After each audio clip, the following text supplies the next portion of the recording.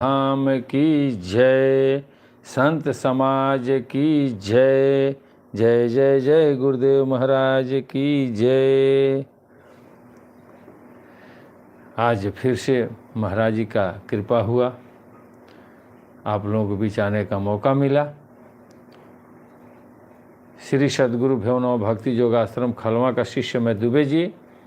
आज फिर से मैं अपने श्रेष्ठ गुरु भाई या जो मेरे बाद दीक्षा लिए हैं, मैं सभी लोगों से आज फिर से अनुरोध कर रहा हूँ कि आप लोग भी महाराज जी के सत्संग में आया कीजिए और महाराज जी का गुणगान पूरे भारत में हो, ऐसी आप लोग सोच बनाइए, ताकि हम लोग अपने गुरुदेव को पूरे भारत में बताएं कि हाँ, खलवा धाम भी एक धाम है, एक तपोभूमि है,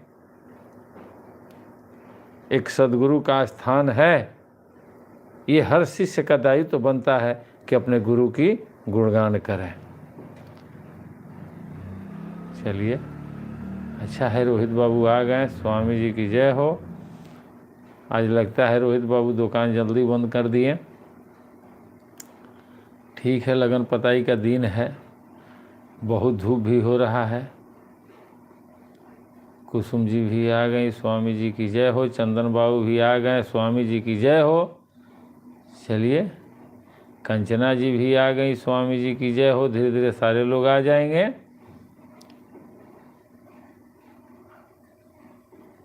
जिनको भी मालिक से प्रेम है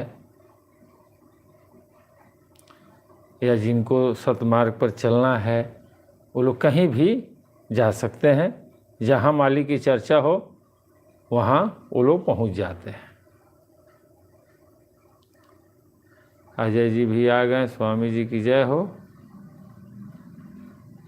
यह एक हाजिरी है, ये हम लोग नित्य जो 1 घंटा लगाते हैं ना, ये बहुत बड़ा कार्य है। ये सत्कर्म है जिसमें किसी को एतराज़ नहीं हो सकता है। हमारे घर वाले भी या बाहर वाले भी सारे लोग ये जानते हैं कि चलो लोग अब खाना पीना खाता होगा, घर पे आराम से लोग आराम फरमाते होंगे, और इसी सोच में हम लोग महाराज जी को याद कर लेते हैं। करना चाहिए। बहुत से लोगों को लगता है कि महाराज जी नहीं हैं, ठीक है, शरीर में नहीं है, कहीं हो गए तब क्या होगा। अभी मन्नू बाबू भी आ गए, स्वामी जी की जय हो। सारे लोग धीरे धीरे आ जाएंगे। चलिए, जय खलवा धाम। अच्छा है, अब हम लोग सर्वप्रथम अपने माता पिता, उसके बाद अपने गुरुदेव की वंदना कर लें, स्तुति कर लें। उसके बाद से हम लोग सत्संग को आगे बढ़ाएंगे।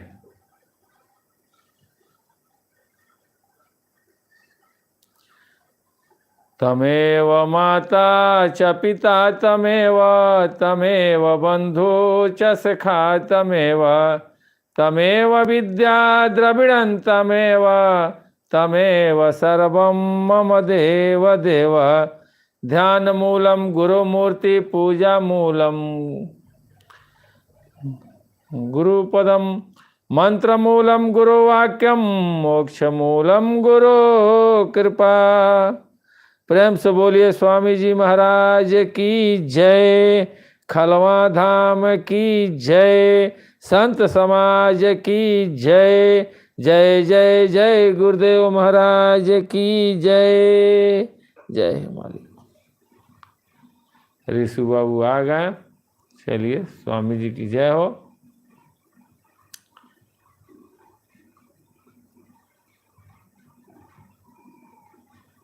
चलिए, स्वामी जी की जय हो। सब लोग आ गए, धीरे धीरे और लोग भी आएंगे।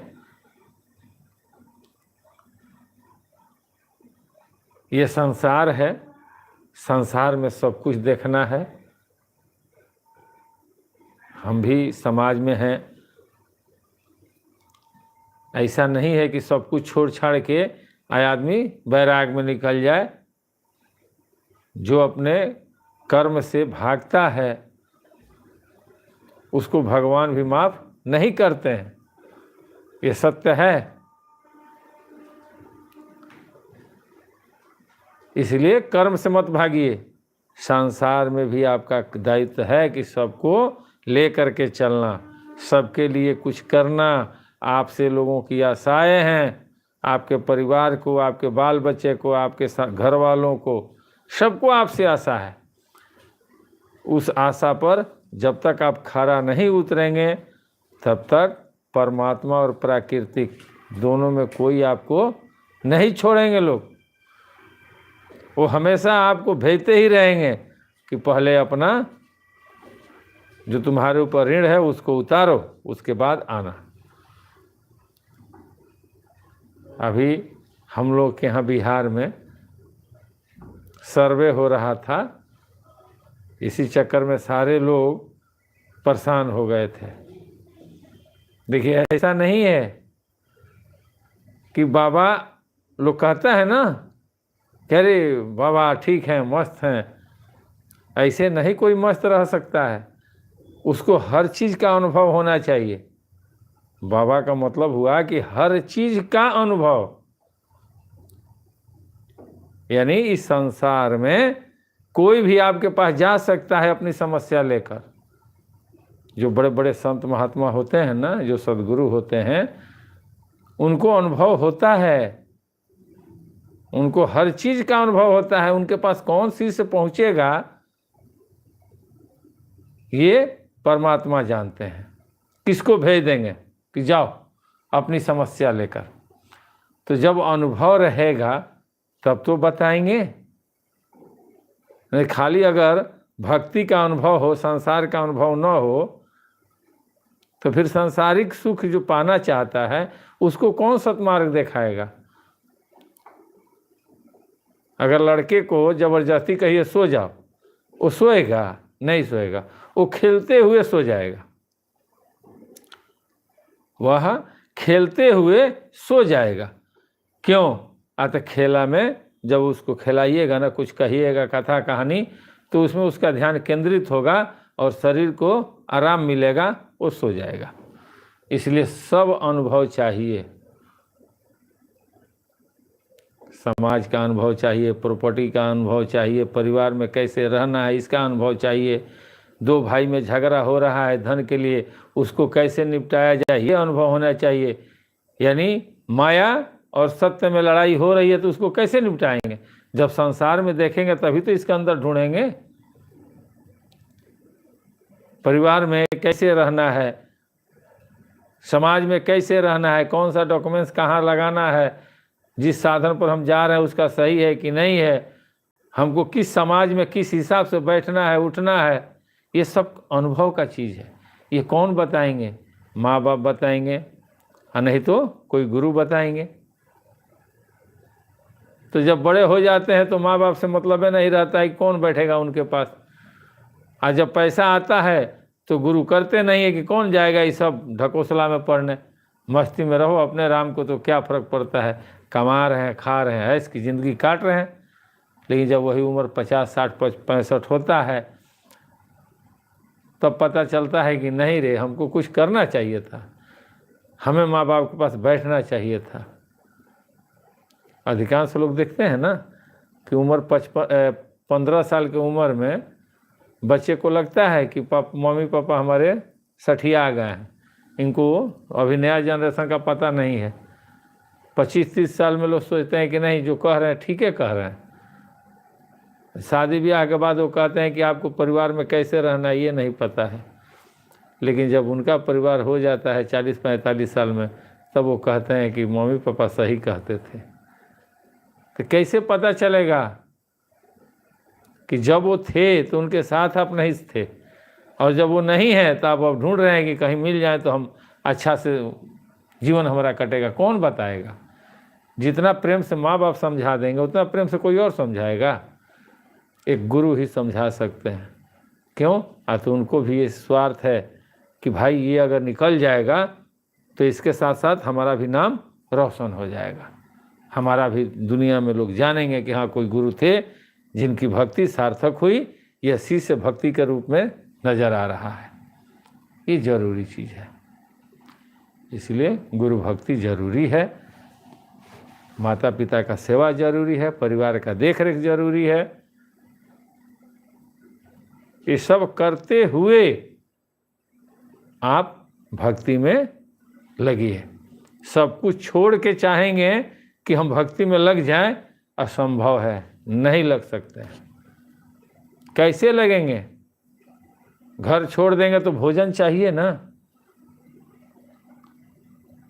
शरीर ढकने के लिए वस्त्र चाहिए, तो दूसरे के आगे हाथ फैलाएंगे तो वस्त्र देगा। यहाँ बिना फैलाए ही मिल रहा है। घर में करना क्या पड़ रहा है? घर वालों के लिए थोड़ा कुछ काम कर देते हैं, वो अपने ही तो हैं, हमारे चलते ही तो आए हैं। उनके लिए कुछ काम कर देते हैं, फ्री में हमको खाना भी मिलता है, वस्त्र भी मिलता है, समाज में प्रतिष्ठा भी मिलता है, और भजन भक्ति में हम लग करके अपना कल्याण भी कर लेते हैं। ये जरूरी चीज़ है। गीता में कहे हैं अर्जुन से कृष्ण कि निष्काम कर्म करो, फल की इच्छा मत करो अर्जुन, क्योंकि फल तुम्हारे बस में नहीं है। तो अर्जुन बोले हैं कि फल ही तो कर्म कराता है। अगर फल की इच्छा न हो तो इंसान कर्म करेगा क्यों? फल ही तो है जो कर्म कराता है। तो वो बोले हैं कि अगर फल की इच्छा नहीं करोगे तो भी तुम कर्म करोगे। कर्म तुम्हें करना है हर हाल में। भोजन तो करोगे, वो भी तो एक कर्म है। कहीं न कहीं से तुम्हें कर्म से वंचित नहीं रह सकते हो, कर्म तुम्हें करना है।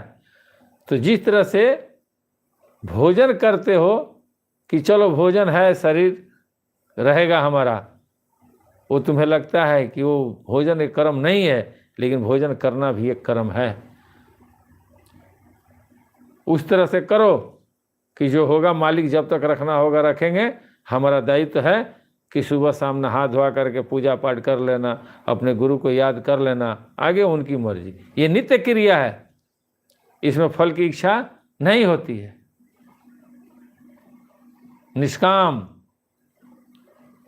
जिसमें कोई संशय नहीं है भाई कि निष्काम अगर भक्ति करेंगे तो आपके ऊपर परमात्मा का ध्यान होगा, अवश्य होगा, इसमें दो राय नहीं है, करना चाहिए।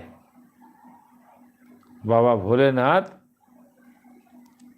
जब माता सती गई न, और जब उनको त्यागे हो तो उन्होंने दिखा दिया कि श्री रामचंद्र जी को शिव जी के समान और कौन प्यारा हो सकता है।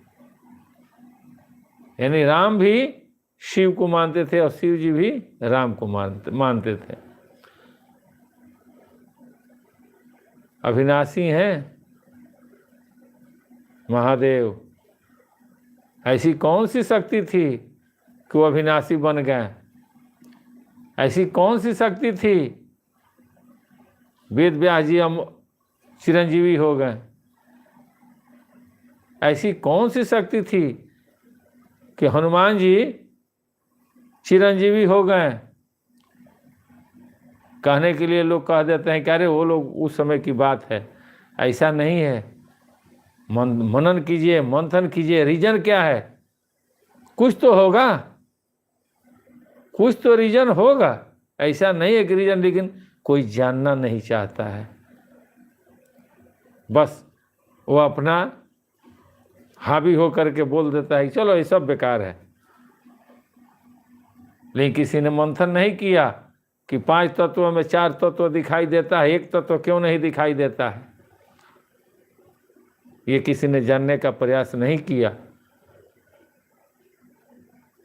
न लोगों ने किया और न लोगों को बताने वालों ने जल्दी किया। इक्का दुक्का कोई किया, उसके पास लोग जाता ही नहीं है। कैसे जाएंगे लोग? उसमें मेहनत है। गरम तवा पर मक्खी नहीं बैठती है, जो सद्गुरु होते हैं ना, उनके पास ज़्यादा भीड़ आप नहीं देखेंगे, इसलिए कि वो कर्म कराते हैं, और कर्म सब कोई नहीं करना चाहता है। सबको आसानी से चाहिए, और आसानी से मिलना बहुत मुश्किल है। आसानी से देवता मुनि मिलेंगे, लेकिन परमात्मा नहीं मिलेंगे। आसानी से दुनिया में आपका नाम हो सकता है, लेकिन अस्थायी रूप से आप चाहें कि जब तक सृष्टि रहे और मेरा नाम रहे, उसमें मेहनत करना पड़ेगा। संसार में बहुत ऐसे लोग हैं कि जो आद से हैं, उनका चर्चा चलती है, तो जो कर्मवा करेगा वही तो लेख में आएगा, उसी को तो पूरा दुनिया मानेगा, तीनों लोक में डंका बजेगा। और अपना जो सत्कर्म करेंगे उसी के बल पर कुछ भी होगा। कहते हैं ना कि साथी सारे जगह तू न जागा। हम लोग गए थे सत्संग में, तो वहाँ एक थे बेचारे, कुसुम जी भी आ गई, स्वामी जी की जय हो। वो भजन गाते थे बहुत अच्छा। वो गाते थे, साथी सारे जगे तू न जागा, ब्रह्म बेला गया आलसी सो रहा बन अभागा।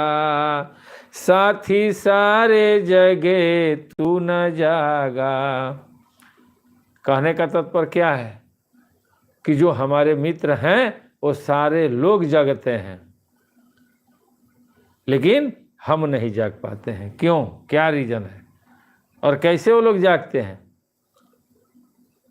आप रात्रि में जब सोते हैं ना, तो आपका शरीर का हर पार्ट्स काम करता है, हर इंद्रियां कार्यरत रहती है, वो नहीं रुकती है। आप देखे होंगे कि आदमी करवट बदल लेता है, पैर मोड़ लेता है, पैर सीधा कर लेता है, सोया है। कौन कर रहा है? कोई तो है, वो हमारे शरीर में ही तो है, तभी तो हो रहा है सब कुछ। तो यानी वो अपना कार्य कर रहा है इस आशा में कि चलो इसको सुरक्षित रखेंगे तो ये कल परमात्मा के लिए कुछ करेगा। और हम उठते हैं और भूल जाते हैं कि हमारे शरीर काम कर रहा था रात्रि में, तो हमारा भी दायित्व बनता है कि उठें तो नित्य क्रिया से निवृत्त होकर के स्नान ध्यान करके एक अगरबत्ती जला दें। कम से कम कुछ नहीं है तो एक दीपक ही जला के गोड़ लाग लें, वो फूल चढ़ा करके गोड़ लाग लें, अपने नित्य क्रिया से निवृत्त होकर के समाज में निकलेंगे। करके देखिए कितना आनंद आएगा। अरे कुछ भी मत कीजिए, सुबह स्नान ध्यान करके और ऐसे भी गोड़ ला करके और चरणों पे रोड़ी चढ़ा के और अपने माथे पर तिलक करके निकल जाइए, आपका पूरा दिन मंगलमय होगा। ये पक्का है कि मंगलमय होगा। और नहीं तो आप विश्वास नहीं आ रहा है ना, तो किसी दिन करके देखिए, 2 4 10 दिन देखिए समाज में आपका कैसे प्रतिष्ठा बनता है, कैसे लोगों की नज़रिया बदलती है आपके प्रति। कहा जाता है कि भेष से भीख मिलता है, तो जैसा भेष रहेगा वही समाज देखेगा। लोग कहते हैं ना कि अरे ये सब ढकोसला है, तो भैया वो ढकोसलो को करे खातिर समय चाहिए, उसके लिए समय लगता है। जिसका सोचे नहीं होगा वो करेगा क्या? जब सोच आपका बदलेगा कि नहीं इतना सुंदर हमारा शरीर है, मालिक ने हमको इतना सुंदर बनाया है, तो हम इसको समाज में सुंदरता के साथ पेश करेंगे। अगर मालिक राजा हैं और उनका बेटा फटाहा पुरान पहन करके समाज में घूमेगा, तो उनको खुशी होगी? बोलिए। आप ही का लड़का या मेरा लड़का, किसी का भी लड़का, हम लोग जितना ही में हैं उतना ही में सोचते हैं कि हमारा लड़का राजकुमार के जैसे बाहर में दिखाई दे। क्यों देखना चाहते हैं? कि समाज में हमारा प्रतिष्ठा रहेगा, और हम अपने आप को जैसे चाहेंगे वैसे ढालेंगे? नहीं, हम भी अपने आप को अपने लड़के से स्मार्ट बन के रहेंगे कि ताकि उसको कोई देखे तो सोचे कि ये लड़का औलाद जिसका ऐसा है उसका पिता कैसा होगा। ये दुनिया है। सच्चाई तब पता चलता है जब साथ में रहेंगे। इसके अलावा जो दिखता है उसी पर लोग अटैक करता है, जो नहीं दिखता है उस पर अटैक नहीं करता है। खूब आदमी फटा पुराना पहना हो बैठा हो, वहाँ लोग नहीं जाएगा, और उसके पास सब भरा हुआ है। एक एक भिखमंगा है, आप लोग सुने होंगे कहानी में कि लाखों लाख रुपया लोग रखता है, लेकिन उनके पास कौन बैठता है? कोई बैठेगा? नहीं बैठता है। क्यों? तो बाहर से देखने में वो सही नहीं है, इसलिए लोग उनके पास नहीं बैठते हैं। 2 रुपया देकर चले जाएंगे। क्या उनको वाणी नहीं आती है? वो नहीं कहेंगे कि हमने बाबू कोई पाप नहीं किया, हम तो बस अपने प्रारब्ध भोग रहे हैं, बैठे हैं यहाँ। लेकिन एक सुंदर जगह, सुशील जगह, भले उसको कुछ ना आता हो, भले लोग नहीं जानता हो, लेकिन जाता जरूर है। जाएंगे लोग, 2-4 मिनट बैठेंगे, बातचीत करेंगे, तब वो बोलेंगे कि नहीं इनके पास कुछ नहीं है, चलो इनके पास जो है सो दिखावा है। तो जाना पड़ेगा ना भाई। लेकिन उसके पास तो अगर है और नहीं वैसा बने हैं तो कैसे कोई जाएगा? इसलिए भेष का वैल्यू होता है, भेष का कदर करना चाहिए। आप जैसा सोचेंगे वैसा आप बन जाएंगे। ये जरूरी नहीं है कि हर गेरुआ पहनने वाले दूसरे से अपेक्षा ही करें, नहीं करते हैं। कहते हैं ना कि 100 में 90 बेईमान फिर भी मेरा देश महान। वो 10% जो ईमानदार हैं ना, उन्हीं पर ये टीका है धरती। वो मिलेंगे, लेकिन उनके आड़ में 90% लोग ऐसे बैठे हैं कि भाई मैं जानता हूँ, मैं जानता हूँ, मैं जानता हूँ। बस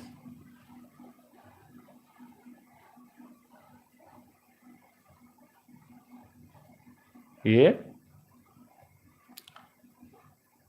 कहने के लिए है, करने के लिए नहीं है। करने वाला कहता भी है और करता भी है। महाराज जी कह कि हो ये जगहिया पर ढेर लोग आइल हो हमरा के बोलावे खातिर कि चलिए सरकार थोड़ा हमारे यहाँ भंडारा है या पुण्यतिथि है या हमारे आश्रम पर चलिए, हम ना गई नहीं हो। जैसे कि उस साधु भइल बड़ा कमाए खातिर। साधु कमाला, ऐसे महाराज जी बोलते थे। और वो पहले भी बता चुके थे कि हो दुनिया में बहुत कमे लोग ऐसन बा हो, 1 का 2 का कहीं मिली जो मलिकवा के जानता। चूंकि थे उत्तर प्रदेश के, वैसी भाषा बनारसी भाषा में बोलते थे कि संसार में 1 का 2 का लोग मिली हो जो मलिकवा के जानता। आसान नहीं खे हो, बहुत मुश्किल बा। ये नामों में बहुत पावर बा हो। ऐसा नहीं है कि उस नाम को आदमी ले लिया नहीं खोजा। जो लोग नहीं खोजे होंगे नहीं खोजेंगे, लेकिन मैं खलवा धाम का शिष्य दुबे जी, मैंने ढूंढा कि महाराज जी ने जो नाम दिया, क्या उस नाम को आद से आ रहा है कि नया पर स्टार्ट हुआ है। तो मैंने ढूंढा तो मैंने पाया कि हाँ ये आद से आ रहा है। वो नाम आद से आ रहा है। जब उस पर मंथन करेंगे, जानकारी करेंगे, जब किसी सत्संग में जाकर तर्क करेंगे, थोड़ा मेहनत पड़ेगा, तब पता चलेगा कि वो नाम कब से है। जब से सृष्टि है तब से है, उसमें कोई परिवर्तन नहीं हुआ।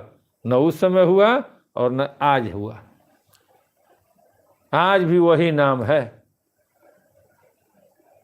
रामायण वेद पुराण बता रहा है, बाकी सबका नहीं बता रहा है।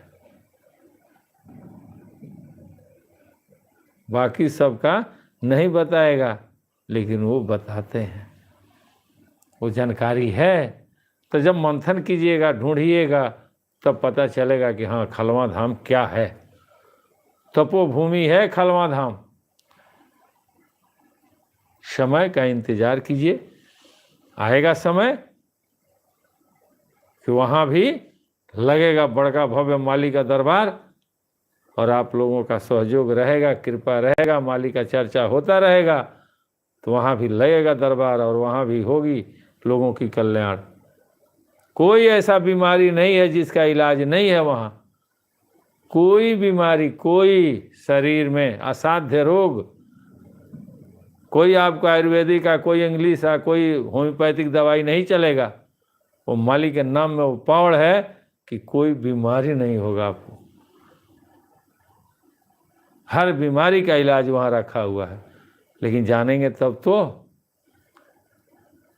आप जानेंगे नहीं, और जो जानता है उसको जानने नहीं दीजिएगा तो कैसे होगा। उसको प्रयास कीजिए कि हम जाने, हमको जानकारी होना चाहिए कि हम जान लें कि हाँ भाई हर बीमारी का इलाज है कि नहीं है। हर बीमारी का इलाज है, वो कहीं और नहीं है, वो आप ही के अंदर है। गुरु सिर्फ बता देते हैं कि अगर ये बीमारी है तो तुम देखो गीता में, रामायण में, वेद में, पुराण में, और उसको उठाकर अपने अंदर देखो कि मेरे अंदर वो कहाँ है, तब पता चलेगा। कोई ना कोई तो पूछा होगा कि सरकार एक बात बताइए कि शंकर जी, शिव जी और पार्वती जी का शादी हुआ, उसमें गणेश जी का पूजा क्यों हुआ? उस समय तो गणेश जी थे नहीं। कोई ना कोई तो पूछा होगा। एगो हम ही लोग नहीं ना पढ़ रहे हैं, संसार में बहुत से लोग पढ़े होंगे, पूछे होंगे लोग ना, तो कोई ना कोई तो बताया होगा।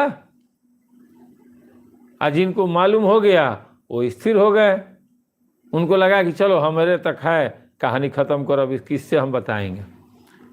अब वही जो लोग जाने, उन लोगों ने सोचा कि नहीं चलो हम इसको अब मालिक के कृपा से हम मालिक का गुणगान करेंगे और इसको समाज में रखेंगे कि और लोगों का भी कल्याण हो। तो सब एक समान नहीं ना हो सकते हैं। ये सोहित जी आ गए, श्री स्वामी जी की जय हो, जय हो।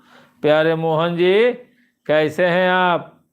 ये प्यारे मोहन बहुत मेहनती लड़का है, बहुत मेहनत करता है। हमारे साथ कुछ लोग आते हैं तो लोगों को दिक्कत हो जाती है, लोग कहते हैं कि आप उनके साथ हैं क्या? बहुत ऐसे लोग हैं जो कहते हैं कि आप दुबे जी के पार्टी में हैं। पार्टी पार्टी, और बताइए पार्टी क्या होता है? यह राजनीतिक है। बहुत से लोगों को इतराज हो जाता है कि दुबे के साथ आप क्यों हैं? वो पंडित जी हैं, तीन गवाह हैं। अरे भाई इसमें जात कहाँ से आ गया? इतना दिन सत्संग करते हुए हो गया, आज तक कभी जात पर बात नहीं होता है। जात क्या है? कुछ नहीं है भाई, समाज के लिए बनाए हो। जात सिर्फ समाज के लिए है, एक दूसरे का मर्यादा रखने के लिए जात बनाया गया है कि भाई जो जैसा कर्म करेगा वैसा जाति का वो हो जाएगा। जात पैदा नहीं होता है ऊपर से, ऊपर से सब एक समान, सबको जन्म उसी रास्ते से आना है। लेकिन यहाँ कर्म के हिसाब से जात बनता है। लेकिन लोगों के दिमाग में ये घुस जाता है। लेकिन ये लड़का बहुत भोला है, इतना भोला है कि इसको कोई भी कहता है उनके साथ ये चल देता है। भले वो ले जा करके इसके साथ कोई व्यवहार करें, कोई फर्क नहीं पड़ता है। बेचारा रोएगा गाएगा, फिर वापस महाराज जी के दरबार में आ जाता है। होता है प्यारे मोहन। लेकिन वो इंसान ये नहीं सोचता है कि सच्चा भक्त है, इसको हम खुश रखें ताकि मालिक हम पर खुश रहेंगे। बालक जो होता है ना, भगवान का रूप होता है। और जिसका उम्र 18-19 साल का है वो बालके है इस दुनिया में।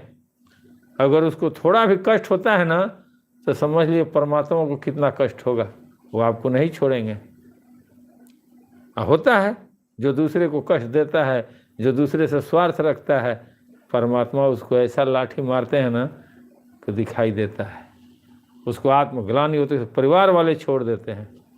होता है ऐसा। कभी किसी का अनहित मत कीजिए, कभी किसी से द्वेष मत कीजिए, किसी से सेवा लेने का भाव मत रखिए, सेवा देने का भाव रखिए और जीवन मस्ती से कटेगा।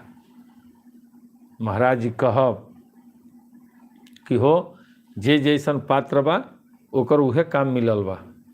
हर आदमी के अलग अलग कार्य मिला है, लेकिन मालिक का दृष्टि सब पर है। इसलिए सबके साथ प्रेम व्यवहार से रहिए। अच्छा है ना, किसी का अनहित मत कीजिए, एकदम मत कीजिए। भूल जाइए क्षणिक सुख के लिए 200-400 रुपया के लिए अगर सोचते हैं कि हमको 2-4 हज़ार फायदा हो जाएगा, अरे वो 2-4 हज़ार फायदा क्या होगा? 2-4 हज़ार फायदा होगा और 40-50 हज़ार डॉक्टर ले लेगा।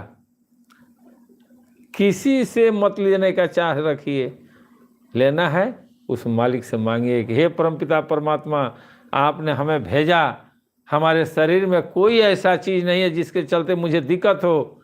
इतना सुंदर बना करके आपने भेजा, मेरे पास सब कुछ है। मुझे लेने वालों के लाइन में नहीं रखे हैं, आप मुझे देने वालों के लाइन में रखे हैं कि मैं समय दे रहा हूँ आपकी याद में। अब मुझे क्या चाहिए? तब न परमात्मा खुश होंगे। लेकिन अगर लेने वालों के लाइन में आप पड़ जाएंगे तो दुख तो काटना है भाई, ये पक्का है। लेने वालों के लाइन वालों को बहुत कष्ट होती है। इसलिए देने वालों के लाइन में रहिए, दीजिए। गरीब, भीखा, दुखा कोई भी मिलता है आपके दरवाजे पर, कोई आता है, अगर भोजन करने बैठे हैं और कोई आ गया और घर में भोजन नहीं है तो वह भोजन उसको दे दीजिए। अगर वो जूठा है ना तो कोई व्यवस्था कीजिए, और वो कहते हैं कि नहीं हम इसमें से भी खा लेंगे, उसमें से भी खिला दीजिए। साफ सुथरा है, बैठा करके खिला लीजिए, कोई दिक्कत नहीं है। सफाई होना चाहिए। अगर वह व्यक्ति सामने वाले साफ सुथरा हैं, नफरत गंदगी से होता है, इंसान से नहीं होता है। कोई भी इंसान एक दूसरे इंसान से नफरत नहीं करता है, उसके स्वभाव से नफरत करता है, उसके आचरण से नफरत करता है, उसके पहनावा ओढ़ावा से नफरत करता है। वो देखता है कि हमारा इसके साथ नहीं पट पाएगा, ये तेज है। सारे लोग बुर्बक खोजते हैं, तेज के साथ जल्दी कोई नहीं रहता है। इसलिए कि तेज वाला जो है, या तो आपके साथ है तो आपको आगे करेगा कि आप तेज हैं तो आगे चलिए, और नहीं तो आप मेरे पीछे रहिए। दो में से कम होगा ना। यही तो कहते थे महाराज जी कि हो भक्तिया जे करी उदास बन जाई। वो लहराए लगी न, ओकरा लगे हम रहे लगम न हो। आज भक्तिया ना करी तो ओकरा पीछे पीछे घूमब हम। जे भजनवा भक्तिया करी ओकरा संग मालिक रहब, जो याद करेंगे उनके साथ मालिक रहेंगे। वह परमात्मा जो अपने माँ बाप को याद करता है वो कभी दुखी नहीं हो सकता है। जो अपने गुरु को याद करता है कभी दुखी नहीं हो सकता है। लोग कहते हैं कि अरे वो तो अहंकार, उनके अंदर बहुत अहंकार भरा है। हमको ही लोग बोलता है कि ये तो उनके अंदर अहंकार है। दुबे जी अपने आप में वो कहते हैं कि हाँ भाई हम जानते हैं, हम जानते हैं। अरे तो कभी बैठिएगा तब न पता चलेगा क्या जानते हैं। बैठेंगे नहीं और दूसरे से कहेंगे कि अहंकार है। अहंकार है उनके अंदर। क्या अहंकार है भाई? क्या सत्य को ढूंढना अहंकार है? गुरु की चर्चा करना अहंकार है? गुरु के बताए हुए मार्ग पर चलना अहंकार है? कहाँ से अहंकार है बताइए? कोई बैठिए, बात कीजिए, कभी समय निकालिए, आइए यहीं लाइव में भी डिबेट हो सकता है। कैमरा रहेगा सामने, बैठिए, कुछ चर्चा कीजिए, लोग सुनेंगे, लोग जानेंगे ना। तो बात करेंगे नहीं, और जब चर्चा होगी तो लगेंगे बात करने उधर का, वो ऐसे थे, वो ऐसे थे। दरिया साहब की चर्चा करेंगे तो दरिया साहब ही बोले हैं कि दरिया तन से नहीं जुदा, सब कुछ तन के माही, आ जोग जुक्ति से पाइए बिन जुक्ति कुछ नहीं। तो जब इस पर होगा, तो जब ये खुलेआम वो बोले हैं कि इस तन में ही सब कुछ है, तो इस तन की बात कीजिए ना, इस तन की ही तो बात करनी है, तो इसकी तो बात आप करेंगे नहीं। आप कहेंगे कि वो चंद्रमा कैसे हैं, तो सूर्य की उत्पत्ति कैसे हुई, तो धरती कैसे बनी, ये धूप क्यों होता है। अरे कोई सवाल है? आध्यात्मिक बात छिड़िए, शास्त्र छोड़ दीजिए। आप सदगुरु के शिष्य हैं, बैठिए चर्चा कीजिए। अहंकार नहीं होता है। तर्क करना, बहुत से लोग कहते हैं कि तर्क नहीं करना चाहिए। नहीं करना चाहिए तो कृष्ण भगवान गीता में क्यों कह दिए हैं कि तर्क की भूमि से उपजा हुआ विश्वास रूपी बीज ही वृक्ष होता है, क्यों कहें? यानी गीता गलत है, आप सही हैं? ऐसा नहीं हो सकता है। मंथन कीजिए। लोग आपकी जय जयकारी इसलिए करेंगे कि लोग नहीं जानते हैं। आप सत्यनारायण भगवान का कथा कहेंगे, लोग सुनेंगे, लेकिन उसमें कोई सदगुरु का शिष्य होगा तो पूछ देगा कि बाबा सत्यनारायण भगवान का कथवा तो हो रहा है, लेकिन लीलावती कलावती का कथा हो रहा है। लीलावती कलावती कौन कथा सुनी थी? ये कथवा तो होना चाहिए ना। तब वो बताएंगे, जो ब्राह्मण कथा कहते हैं ना, वो बता देंगे कि बाबू ये बात कोई संत ही बताएंगे। आप संत के शरण में चले जाओ।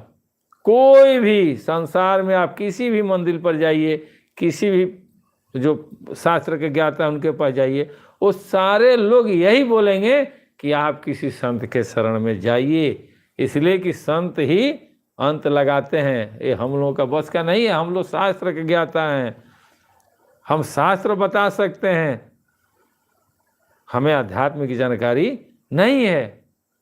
वो संत हैं, हमारा जहाँ ड्यूटी है वहाँ हमको रहने दीजिए। हम संसार को उस पथ पर ले चलने के लिए अग्रसर करते हैं कि भाई आप लोग पूजा पद्धति में रहिए, नियम धर्म में रहिए, ताकि आपको आगे चल के उस परमात्मा के पास जाने में कोई दिक्कत न हो, कोई आपको सद्गुरु मिल जाएंगे। हम लोग इसलिए हैं। लेकिन रियलिटी है कि लीलावती कलावती कौन कथा सुन ले रहे लोग, ये जानना पड़ेगा ना। अमर कथा हुआ था, अमर कथा पार्वती माता सुनी थी, सुखदेव जी भी आधा पर से सुने थे, लेकिन वो अमर कथा किसी शास्त्र में नहीं लिखा है। वो क्या था, कैसे कैसे हुआ था, कौन कौन शब्द कहा गया था, वो अनुभव का चीज है। वो अनुभव करना पड़ता है गुरु के साथ बैठ करके, तब जानिएगा कि हाँ मृत्यु पर विजय कैसे मिलेगी। ऐसा नहीं है कि शास्त्र गलत है। शास्त्र अध्यात्म को शब्द में पिरोया गया है, लेकिन मर्यादा में रखते हुए ओपनली कहीं नहीं लिखा है। ओपनली कहीं नहीं लिखा है। हर जगह संकेत किया गया है कि आप पूछो, गुरु से जाकर पूछो, गुरु ही बताएंगे। अब थोड़ा हम लोग रामायण पर भी चलें। तो वही कहते हैं कि शिव जी के समान रघुनाथ जी की भक्ति का व्रत धारण करने वाला कौन है, जिन्होंने बिना ही पाप के सती जैसी स्त्री को त्याग दिया और प्रतिज्ञा करके श्री रघुनाथ जी को भक्ति को दिखा दिया।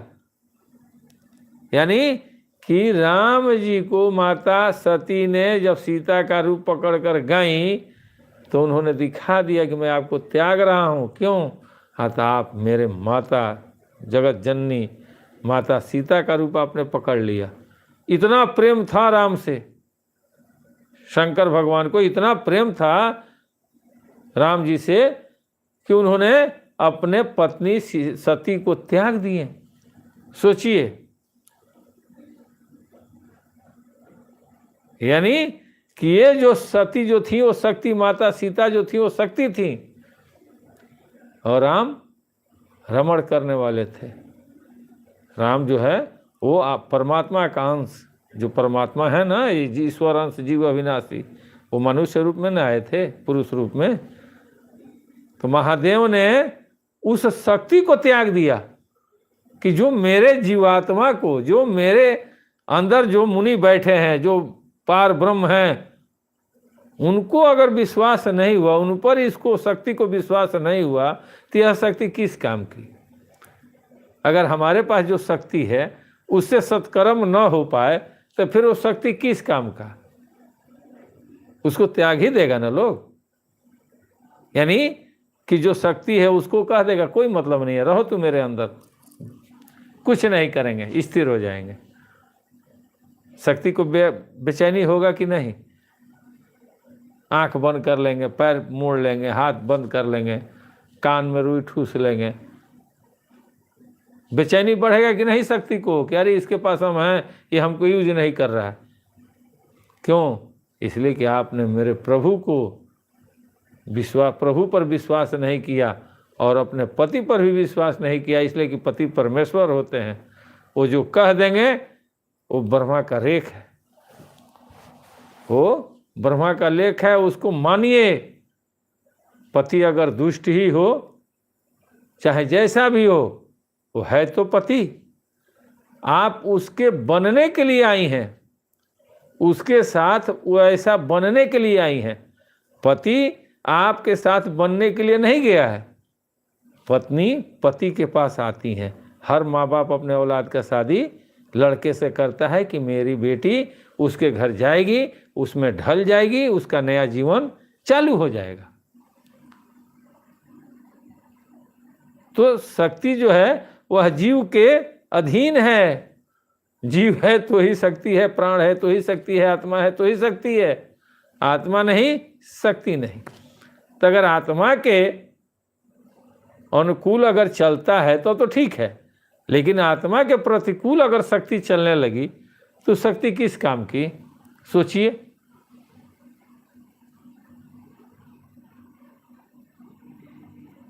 ये जरूरी चीज है, यही भगवान भोलेनाथ किए हैं। और क्या कह रहे हैं गोस्वामी तुलसीदास जी, प्रथम ही मैं कही शिव चरित, बुझा सरमु तुम्हार, आसूचि सेवक तुम राम के, रहित समस्त विकार। मैंने पहले ही शिव जी का चरित्र पढ़कर तुम्हारा भेद समझ लिया। तुम श्री रामचंद्र जी के पवित्र सेवक हो और समस्त दोषों से रहित हो। उन्होंने कहा इस बात को। राम कौन थे?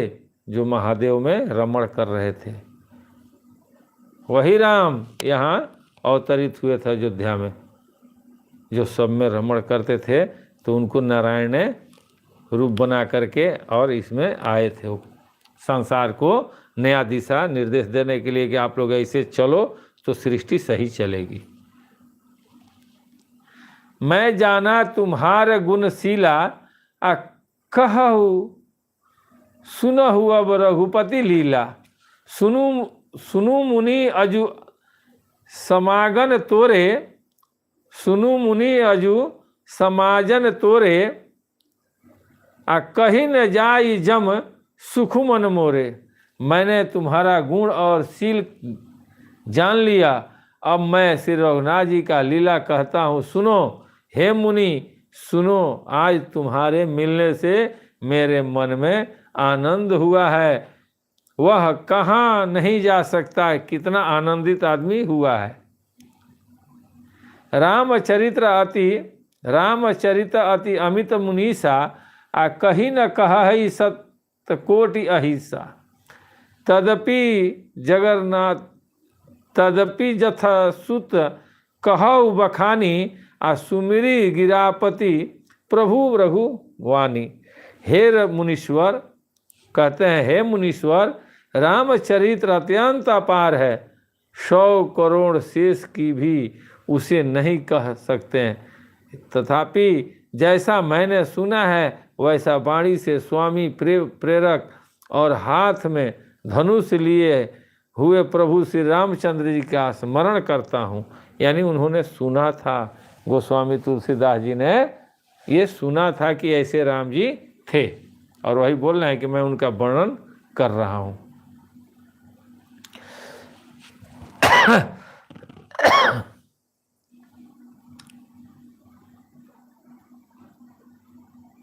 कह रहे हैं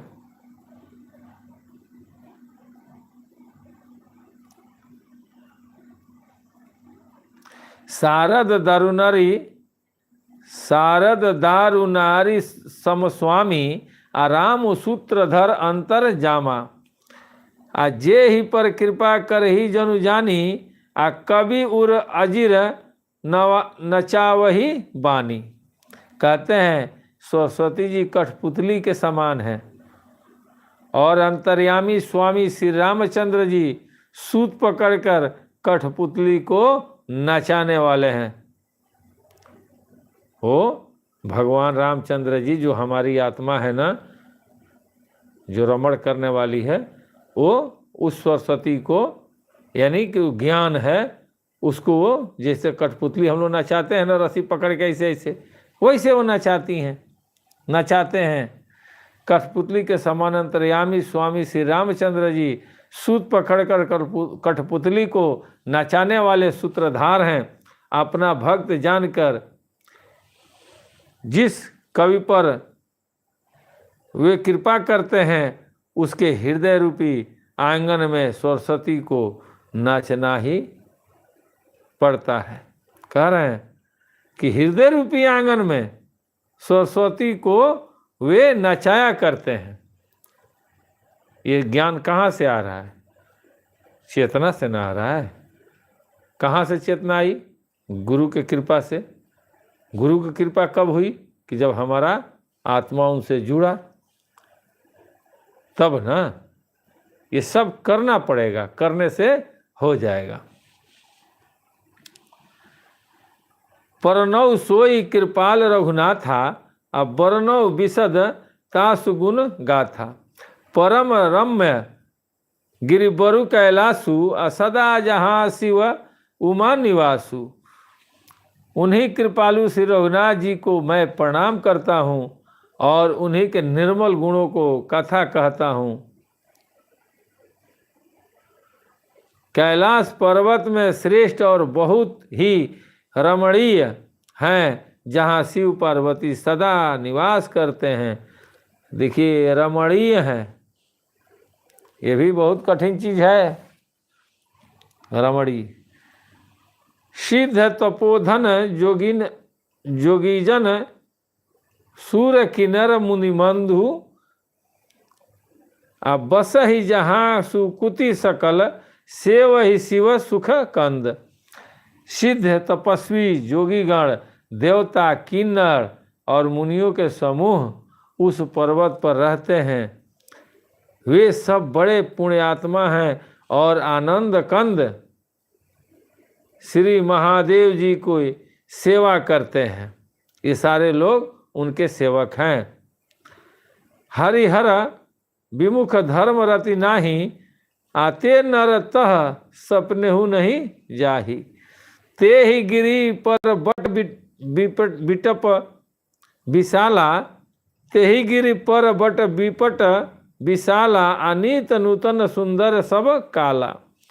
जो भगवान विष्णु और महादेव से विमुख हैं और जिनकी धर्म में प्रीति नहीं है, वे लोग स्वप्न में भी वहाँ नहीं जा सकते हैं। उस पर्वत पर एक विशाल बरगद का पेड़ है जो नित्य नवीन और सब काल 6 ऋतुओं और सुंदर रहता है। सब कोई नहीं जा सकता। कैसे जाएगा? शंकर जी का जो संत के शरण में रहते हैं, सब कोई नहीं न जा पाएगा, सबसे वो नहीं हो पाएगा। सबको आसान चाहिए, कहने सुनने में हो जाए, बस इतना चाहिए, ताकि लोग कहे कि हाँ भाई आप जानते हैं बहुत कुछ, ज्ञान है। साक्षात्कार किसी को नहीं चाहिए, सबको मालूम है कि गुरु गोविंद हो खड़े काको लागू पाए, अब बलिहारी गुरु आपने गोविंद दियो बताए। लेकिन किसी को ये समझ में नहीं आ रहा है कि बताएं क्या हो हमको। जो नाम दिया उन्होंने, नाम तो हमारे अंदर है, उन्होंने लखाया, तो कहाँ बताएं वो। जब हम पूछेंगे तब न वो बताएंगे। तो हम तो पूछे ही नहीं, हम गए, उपदेश लिए, चल दिए, अपना भजन भक्ति में जिस तरह से अच्छा लगा हम कर रहे हैं। लेकिन गुरु से पूछेंगे तब न गुरु बताएंगे कि हेंग भक्ति करिया, हे बेरा करिया, हेंगा बैठल जाला, हेंगा कल जाला, हे से तरह ज्ञान बढ़ी। गुरु से पूछेंगे, समाज के चक्कर में नहीं पड़ेंगे। समाज क्या कर रहा है करे, हमको समाज से नहीं लेना देना है, हमको लेना है अपने गुरु से। कोई किसी का काम नहीं आएगा भाई, कितना हो नजदीक गुरु भाई हो, कितना हो श्रेष्ठ गुरु भाई हो, उनसे कोई मतलब नहीं। अगर ज्ञान मिल रहा है बस ज्ञान से मतलब रखिए कि हमारे गुरु की कृपा आप पर बरस रही है कि आप हमें कुछ दे रहे हैं, आप माध्यम हैं। हम यहाँ माध्यम बन के आप लोगों के बीच लाइव में बैठे हैं। ये महाराज जी का कृपा है कि हम आप लोगों के बीच में बैठे हैं, नहीं तो हमारी औकात नहीं है आप लोगों के बीच में बैठने का। इतने लोग जो सुन रहे हैं, इनको सुनाने का औकात हमारे पास नहीं है। लेकिन ये प्रारब्ध है जन्मों जन्म का कि हाँ चलो तुम सुनाओ, हमको माध्यम बना लिए, हम आपको सुना रहे हैं। जिस दिन उनकी कृपा हो जाएगी अब नहीं सुनाना है, नहीं सुनाएंगे। तो जब तक समय है, राम नाम की लूट है, लूट सके तो लूट, अंत समय पछताएगा जब प्राण जाएगा छूट। जो नहीं लूटेगा, जो नहीं बैठेगा, नहीं सुनेगा, नहीं मंथन करेगा, तो लास्ट में अफसोस करेगा। और क्या कहते हैं, त्रिविध समीर सुशीतली छाया, आशिख विश्राम बिटप श्रुति गाया। एक बार तेहि तर प्रभु गायो, आ तरु बिलो की उर अति सुख भयऊ। जहाँ वहाँ तीनों प्रकार की शीतल मंद सुगंध वायु बहती है और उसकी छाया बड़ी ठंडी रहती है। वह शिव जी के विश्राम करने का वृक्ष है, जिसे वेदों ने गाया है। एक बार प्रभु श्री शिव जी उस वृक्ष के नीचे गए और उसे देखकर उनके हृदय में बहुत आनंद हुआ। निज कर डासी नागरिक पूछाला, आ बैठे सहजी शंभु कृपाला। कुंद इंदुदर गौर शरीरा, आ भुज प्रलंब परिधन मुनि चीरा। अपने हाथों से बांधकर बिछाकर अपने हाथों से बाघंबर बिछाकर कृपालु शिव जी स्वभाव से ही बिना किसी खास प्रयोजन के वहाँ बैठ गए।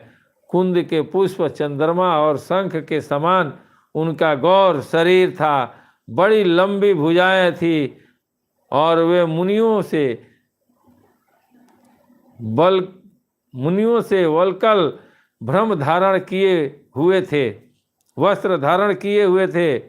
और क्या कह रहे हैं, तरुण अरुण अबुज समचरना, नरख नख दुति भगत हृदय तम हरना। भुजग भूति भूषण त्रिपुरारी, आननु शरद चंद छविहारी। उनके चरण नए पूर्ण रूप से खिले हुए लाल कमल के समान थे। नखों की ज्योति भक्तों के हृदय का अंधकार हरने वाली थी। सांप और भस्म की उनके भूषण थे और उन त्रिपुरासुर के शत्रु शिव जी का मुख शरद पूर्णिमा और चंद्रमा शोभा की भी हरने वाली फीकी करने वाला था। यानी जो चंद्रमा की सुंदरता होती है वो भी फीकी पड़ गई थी। शंकर भगवान के ऐसे स्वरूप हुआ था। जटा मुकुट सुरसरित सिरलोचन नलिन विशाल, नीलकंठ लवन निधि सोह बाल विधु बहाल। उनके सिर पर जटाओं का मुकुट और गंगा जी शोभायमान थी। कमलों के समान बड़े बड़े नेत्र थे। उनका नीलकंठ था, उनका कंठ नीला था, और वे सुंदरता के भंडार थे। उनके मस्तक पर द्वितीया का चंद्रमा शोभित था। यानी द्वितीया का चंद्रमा हल्का ऐसे टेढ़े होते हैं, कितना सुंदर लगता है जब यहाँ रहता है तो। शोभित था। बैठे सोह काम रिपु कैसे, अधरे शरीर संत रसु जैसे। पार्वती भल अवसर जानी, गई शंभु पही मातु भवानी। कामदेव के शत्रु शिव जी वहाँ बैठे हुए ऐसे शोभित हो रहे थे मानो शांत रस ही शरीर धारण किए बैठा है। अच्छा मौका जानकर शिव पत्नी माता पार्वती उनके पास गईं और क्या कह रही हैं, जानी प्रिया अदरु अति किन्हा, बाम भाग असनु हर दीन्हा। बैठी शिव समीप हरसाई, पूर्वा जन्म कथा चित आई। अपनी प्यारी पत्नी जानकर शिव जी ने उनका बहुत आदर सत्कार किया और अपनी बाईं ओर बैठने के लिए आसन दिया। पार्वती जी प्रसन्न होकर शिव जी के पास बैठ गईं। उन्हें पिछले जन्म की कथा स्मरण हो आई। माता पार्वती को पिछले माता सती वाला कहानी उनको याद आया। पति ही हेतु अधिक अनुमानी, बिहसी उमा बोली प्रिय बानी। कथा जो सकल लोक हितकारी, सोई पूछन चह शैल कुमारी। स्वामी के हृदय में अपने ऊपर पहले की अपेक्षा अधिक प्रेम समझकर पार्वती जी ने हंसकर प्रिय वचन बोली।